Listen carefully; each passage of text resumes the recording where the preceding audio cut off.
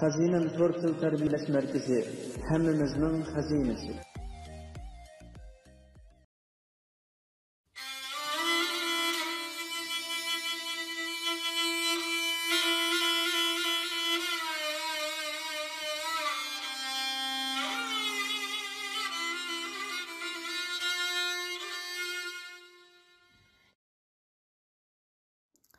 Pah, alamet tartılgan suratken, dedi Kamil ramkini yirak tutup.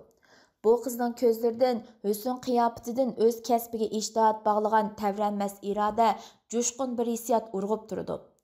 Şanxay Muzika İnstitutida o'qiyotgan savoqdishim, dedi Hikmat qizirib. İsmi Amina Abdurshid. Menmo shundaqroq his qildim. Hikmat Aminaning suratini chamdanğa selivatdi. Kamilmo surishti qilib o'ltirmadi. Kamil yuz bo'yinlarini yuyib, bir qor kiyimlarini almashtirgandan keyin xijilliq ilkida yerga qarab o'ltirgan Hikmatga qarab qo'ydi. Kamil, dedi Hikmat qiladigan gap topolmagandek. Sajidxon degan muallim g'alitilikang'u, qiliqlar bir qismila. Shunda g'alati insonlar bo'ladi, dedi Kamil kulib. Uning ismi asli Sajid, lekin Sajidxon degan ismni mushu og'zi palokat Murod qo'yib qo'ygan bo'lmamdi. Mana shuning bilan bu ism uningga o'lchab tikkan kiyimdekli singib ketdi. Bundaq chaqirsa o'zi ochiqlanib qolmamdi. Nadikini texi u bu yangi ismidan xo'sh. Kun o'ltirib, bog'lar qorong'ulashdi. O'qitish binosi tarafdan har xil sozlarning daranglagan, diring-diring qilgan ovozlari keldi. Gongshi tarafdan dvigatelning qattiq gurildigan ovozi kelish bilan tang ishxona yotoqlar lappida yurdi. Mangayli, dedi Kamil suhbatni to'xtatib. Kechikib kirsak mudir xafa bo'ldi. Ha rost, mudir o'zlarini garmon nag'ash kelsin deb aytgan edi. Buni apirib qanday qilamiz? Boshqa sozlarga tankash qilamiz-da. Kamil bilan Hikmat kirib kelganda cho'ng ishxona odam bilan to'lgan edi. Eshikning uduldagi bo'lingda dudlar, tambur, skripkalar tiklaklik turadi. O'tirg'i qo'yilgan changni Murod sozlayotdi. Ishxonadagi xizmat ustallari birlashtirilib, ustiga har xil silyav dasturxonlar yepilgan edi. Lekin texi hech nima tizilmag'achqa o'qituvchilar o'zaro paranglashib, qalaymaqan o'ltirishadi. Murod birli sharat bilan Hikmat bilan Kamilni yeniga chaqirib, o'rindiqlarni ishorat qildi. Hikmat garmonni yeniga qo'yib o'ltirmayla, Qutbiram xonim vaqirab-jaqirab yetib kelib, uning yendiki o'rindiqda o'ltirib oldi. Murod uningga olib qo'yib, "Xonim, sochilar kelganda asta turib berala bo'lamdi, bu degan sochilarning o'rni", dedi. "Voy xudoyim-ay, indiroq so'lib bersam bo'ldigandi", dedi Qutbiram to'mishqini so'zib. "Ya Allah", dedi Murod chiroyini turib. "Toza bir jigdi yilimidek chaplashqa xonim kella juma." Bu so'zga boshqalar diqqat qilmag'ini bilan yaqinda o'ltirgan o'qituvchilarning hammasi kulyapti. Hikmat eng chet bo'lingda o'qituvchilarning orqasida cho'kib o'ltirgan Gulzibani ko'rib qilib kulib qo'ydi. Umo chiroyli ko'zlarini suzib tabassum qildi. Ishxonaga buxgalter bo'limining boshlig'i Ahmad To'shur aldirab kirib keldi. "Qani bo'linglar", dedi u huduqqan qiyofatda. Sajidxon muallim, Mamtili Ibrohim, Yusuf muallim oshxonaga chiqib, oshpaz navoiylarga yordamlashib, mazalarni akirayli. Mudirdan telefon keldi. To'shujini ilib bu yoqqa mengibdi. Ishxona birdamdili patbaroq bo'lib ketdi. "U yerga qo'y, buni sur, u yer bo'lmabdi" degandek gaplar bilan ustallarga tavoq-tavoq qo'rdoqlar, legan go'sht kaboblar tizildi. Ustalning ikki tarafiga o'ttirdan ikki qilingan bir qo'yning tonur kalpi qo'yildi. Ahmad To'shur jo'g'isiga chin qilib madak tiqilgan bir cho'ng ro cho'ginni ko'tarib kirdi. Cho'gindagi qo'noq harqining hidi birdamdili ishxonaga taqash bilan muallimlar tamoqlarini chaqildatib, boshqadili jallanib ketishdi. Mudir Turab Eminni ishxonaga boshlab kirishi bilan hamma o'qituvchilar o'rinlaridan turishib ketishdi. Hikmat tishidagi jinni ko'chirgan eliqi so'rintalat misboshni yana ko'rdi. Turab Eminning hurrak qapartmalar qaplab ketgan yuzidan tortib, gadanglargacha xuddi dog'langan misdak qizirib turibdi. Go'yo bir kim uning alatag'il taqir beshini kuchab mo'risiga patirvatgandek. Bo'yni yo'q edi. Ikki mo'risi past, dumbusi do'kroq bo'g'achqa odamga xuddi yer ostidan qaravatgandek ta'sir beradi. "Qani To'shuji", dedi Farmon Shamudir hijib. "Yuqorga o'slar". Turab Emin üstellerning o'ttirdan o'rin oldi. Mudir uning qishida o'ltiradi. O'qituvchilarmi mudirning taklifidan keyin o'rindiqlarni surishib, ustalga yaqin kelishdi. "Ag'inlar, avval taom, ondan kalam" debdikan, dedi Farmansha mudirga deyib. "Qaynamisa, shiradagi mazalardan olayli. Ustamlarimiz choyni otning qindak damlab, mirablikni obdan qilayli. Tushuji qiniq-qiniq, qiziq-qiziq ichidi." Turab Emin dastlab qo'l uzatib, qo'rdaqdan bir ilik go'shtni og'ziga solgandan keyin ishxona ichi shapur-shupur, xalab-xulub, makach-mukuch qilgan ovozlar bilan to'lib, go'sht gerdilar maklandi. Kavoblar zixlaridan sug'urildi. Tonur kavoblari o'tkir tishlar orasida chaynaldi. Ustamlar ustal atrofida piqirab yurib, chinilarga choy quymoqda. Quruqtalgan legan tovoqlar yig'ishtirilib, o'rniga loqmalar to'ldirilgan yangi tovoqlar kirmoqda. Turab Eminning og'zi to'xtamay makachlab tursimi, cheqir ko'zlari xonimlarning eng nozik yerlarida o'ynab yuradi. "Tushuji", dedi Farmansha mudir hijiyib. "Tonu kopining nerdan yunay, yetim qo'rg'isdinmi, oqtangdinmi? Bo'ldi, bildim. Eng yaxshidan dandandan yeslar." Hammaning og'zi burunlari maylishib, bir qo'rsaqdan loqma yegandan keyin sheralar surtilib, chala g'ajilangan so'ngaklar, tishlab tashlangan yangyo'lar daslarga to'kildi. Tushuji go'shkirdining yuzi bilan go'shini yeb, ulini yig'ib qo'yganligi uchun Ahmadaxun Navoiy norozilik chiqib turgan ko'zlarini chimchiqlatib, ularni birliganga dovlab oldi. Ustallarga amdilikda qo'rilgan go'sht, yangi kavob qo'yildi.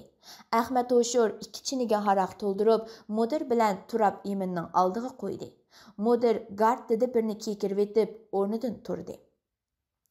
"Ag'inlar, bugun o'qish boshlash munosabati bilan shundaqla o'qituvchi-o'quvchilarning kuzlik yig'im terimidan g'albili qaytib kelganligi sharafiga bu yerda jam bo'lib o'ltiribdimiz. Shunga Tushujini bir eg'iz yo'l yo'riq berishga taklif qilsak." Qaraslab chavaqlar chelindi. Tushuji xo'sh yoqmagan qiyofatda o'rnidan midirlab qo'ydi.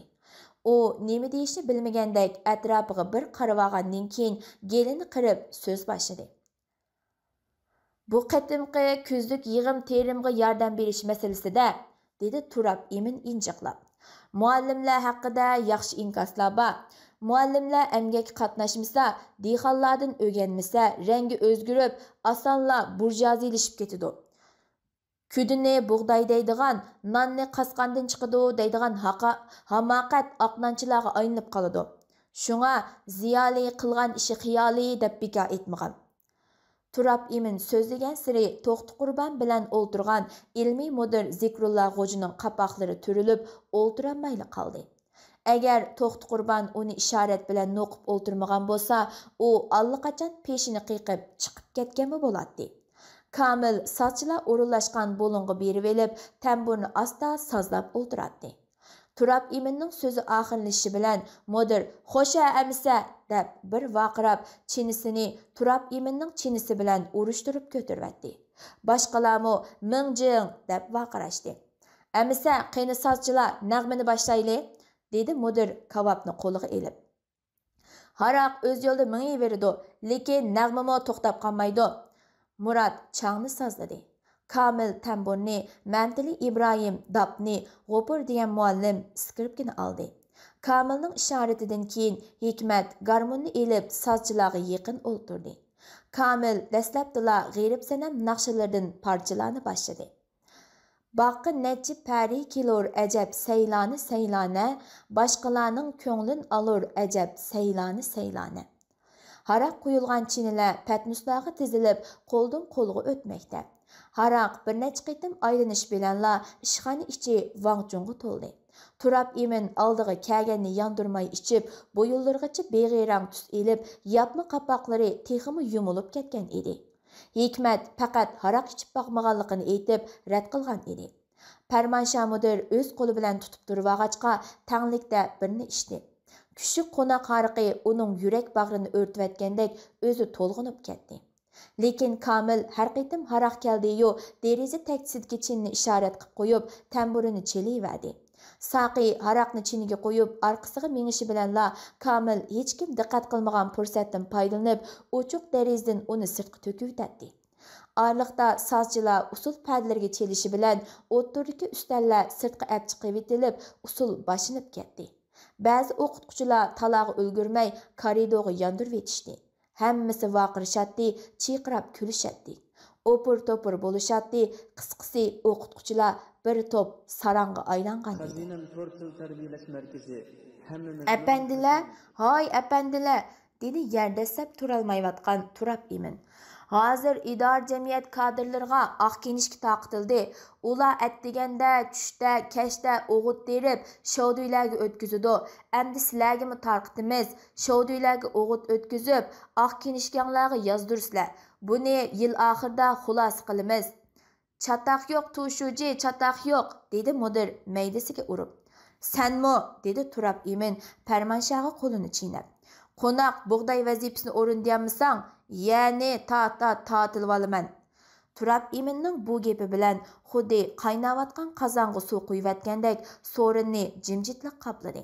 Hamma bir-biriga qarashib, tunjiqib ketishdi. Lekin Pərmanşa kayfiyatni asliga keltirish uchun qo'lini ko'tarib vaqirdi. Hozir tangsi boshlaymiz. Hikmat Kamilga qarab kulib qo'ydi. Maydonga tushib olganlar bir-biriga urilatdi, so'qilatdi. Saz nada, ularning harakati nada belgili bo'lmaydi. Bo'libmi Qutbiramni quchoqlab olgan Turab Emin xuddi atrat boshliqlari a'zolarga cham ayirib bergandek putlarini egiz ko'tarib, yo'g'on chamdab, alang-salang mengib yuratdi. Tangsi oyoqlashi bilan tallab ketgan Qutbiram yugurib kelguncha Hikmatning qishida o'ltirdi. O nimalarnidir deb pichirladi. Hatto Hikmatning qo'lini tutib kulib ketdi.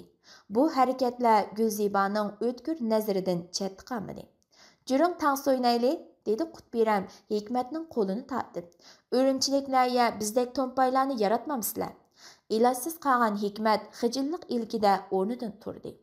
U tang o'ynab etib Gulzibaning Muratning qo'lqiga bir nima da'vatganligini ko'rib qoldi. Hikmat tangsi oyoqlashib o'rniga kelib o'ltirishi bilan Murat o'rnidan turdi. U o'ptalla tangshilib qolgan edi. "Mening bir talabim bor, ko'pchilik qandoq qaraydi ekan?" dedi Murat kulib turib. "Hikmat garmon bilan bir yolg'iz naqshi o'rindab bersa qandoq deysizlar?" Ko'pchilik qiqas cho'qan ko'tarishdi. Hikmat o'zining naqshi bilmaydiganligini aytib, xeyli tirkishib baqqan bo'lsa-mu, mudirning vaqirab jaqirishidan amalsiz o'rnidan turdi. Bu chaqda Qutbiram o'rindiqni sochchilarning oldiga qo'yib bo'lgan edi. "Viyay, nimancha tartinsiz", dedi Qutbiram Hikmatning qo'lidan tortib. Hikmat ilojsiz garmonni qo'liga elib, qizarg'inicha birdam turdi. Ondan barmoqlari garmon tillarida o'ynadi. O'zining kashfiyotidan mamnun bo'lgan Gulziba Qutbiramning qiliqlaridan ko'ngli xira bo'g'inni hisobga olmaganda xushal edi. Hikmatning asta ammo mung bilan boshlangan naqsi go'yo tumanlar ichidan bara-bara ko'tarilayotgan to'lin oyni. Uning tiniq ko'ldagi nurliq sho'lisini asga soladi. Bulbullar sayrishar gulshanlar ara. Yangritib naqshamda seni kuylayman. Amriqim ishqingda kuygan gulingman. Har tongda uyg'onib seni aslayman. Gulziba Hikmatning his tuyg'ularga ko'milgan qalbini ko'rgandek bo'ldi. Uning naqsining qayturmisi, avjisi, pauzalarga moslashgan miskin qiyofati, beshini yenik chayqab, yuzlarini garmon kartalarga yiqishidan rostilla uning kimnidir aslayotganligi, chin yuragidan taqatsiz sig'inayotganligi chiqib turadi. Shamollar o'ynasa budri sochimni, keldimu yarim deb yo'lga qarayman, yuragim rishtisi senda bo'lg'achqa, har tongda sig'inib seni aslayman. Ishxona ichi birdilla guldur qaras olqishlar bilan yangradi. Hikmat ko'pchilikka ta'zim qilgandan keyin o'rindiqni surib o'z o'rniga keldi. Bir qismini bo'p qolgan Qutbirammo uning qishig'i kelib o'ltirdi. Buni ko'rgan Gulziba astili o'rnidan turib chiqib ketdi. "Ajab bir g'irib g'azalga ya bu", dedi Turab Emin chinidagi haraqni ko'tarib. "Lekin haraq ichmaydigan xuyung yamankan emasmi? Ichidu shuji ichidu", dedi mudir bir chini haraqni Hikmatga tanglab. "Mana bu shujining ko'ngli, ichmasang shujiga hurmatsizlik bo'ladi." Qancha yalviribmi mudirni yumshatolmagan Hikmat ko'zini yumib bir chini haraqni ichdi. Lekin u og'zini tutquncha sirtqa chiqib ketdi. Buni ko'rgan ko'pchilik paraqlab kulishdi. Hikmat nihoyatda bearam bo'lib ketdi. u sәгідәш uchun bina arqasidagi ko'chatlikni aylanib Qizilcha etizliqiga chiqib qoldi. Bir tarafi dağlaşqan ay Recep Bencanның qotini oldidagi egiz qar yog'ochning uchiga qo'nib olgan edi. Ayning soğuq sirliq nurida oftobparastlik, qo'noqlik ham jiydi qatorlari sus havorang tavlanib turadi. Hikmat Qizilcha etizliqi o'ttirsidagi eriq bo'yida o'ltirgan bir qari ko'langini ko'rib qoldi. Assalomu alaykum kitobxumar aziz qarindoshlar. Mazkur asar madaniyat inqilobi va davomidagi tarixiy ko'rinishlardan tarkib topgan, shundaqla muhabbat, nafrat va do'stlikdan iborat inson hayotidagi eng muhim tuyg'ularni nihoyat jonli holat ifodalab bergan roman tipidagi 7 qismliq tarixiy asar bo'lib, asarni ovozliq tayyorlashimizdagi asosiy nishonimiz Uyg'ur xalqimizning vatanga bo'lgan sig'inishiga malham bo'lish, kitobdagi har xil personaj xarakteri va qiziqarli yerlik shivirlarni jonlantirish orqali qalbga kulki beg'ishlash, tariximizni takror eslab chiqish orqali savoq elish va kelgusimiz uchun to'g'ri qadamda ilgirlashdan iboratdir. Mazkur asar Xazinam Tortil tarbiyalash markazi tarafidan ovozga ilindi va tayyorlandi. Ma'arif, til uchuri, vatan puroqlarini o'z ichiga olgan, ma'naviyatga foydali texnik ko'p sarxil mazmunlardan bahramon bo'lish uchun Xazinam 2020 nomidagi YouTube kanalimizga ergashib olgaysizlar.